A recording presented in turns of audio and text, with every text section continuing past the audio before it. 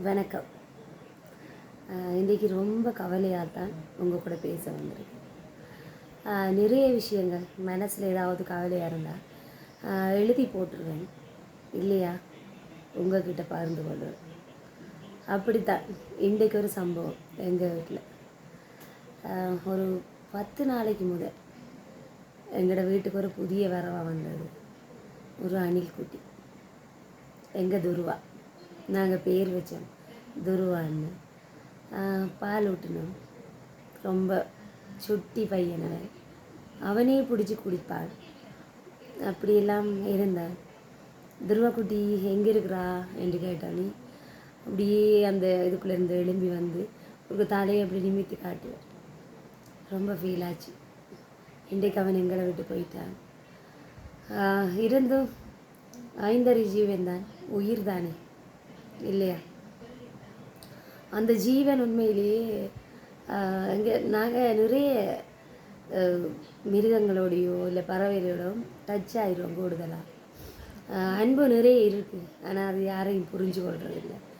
அது மாதிரி தான் நாங்கள் எங்களோட துருவாட்ட அன்பை காட்டினோம். கடவுள் ஏதோ நினைச்சிருக்கார், அவன் எடுத்துட்டார்.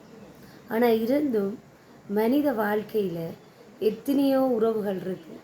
அந்த உறவுகள் எல்லாம் உண்மையிலேயே உண்மையாக இருக்கா, இல்லை நம்மளோட பாசமாக இருக்கா, இல்லை பேசாமல் இருக்கா அப்படி யோசிக்க போனால் எந்த உறவில் நிறைய இருக்குது.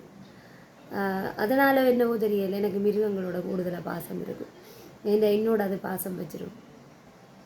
என் வயசுக்கு தான் அது கூடுதலாக ரெஸ்பான்ஸ் பண்ணும். துருவன் துருவன் என்று வச்சதுக்கே பேர் துருண்டு விளையாடி கொண்டு ஏறிக்கொண்டு கையில், ஐயோ சொல்ல முடியாது, அந்தளவுக்கு அவன் என்னோட டச் ஆகிட்டான். இருந்தும் இன்றைக்கு நாங்கள் அவனை இழந்துட்டோம். ஆனால் இழந்த பிறகு நிறைய யோசிச்சிருக்கார். ஒரு மிருகம் உயிர் தான், சாதாரணமாக சொல்ல முடியாது.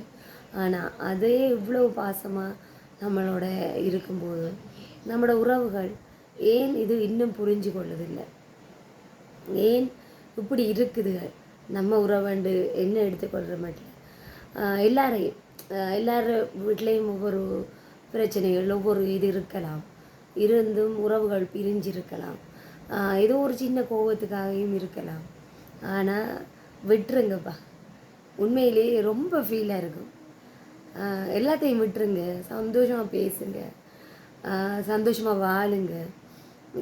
என்னடா வாழ்க்கை என்ற மாதிரி இன்றைக்கு சிரிக்கிறோம், நாளைக்கு அழுவோம் என்ன இல்லையா?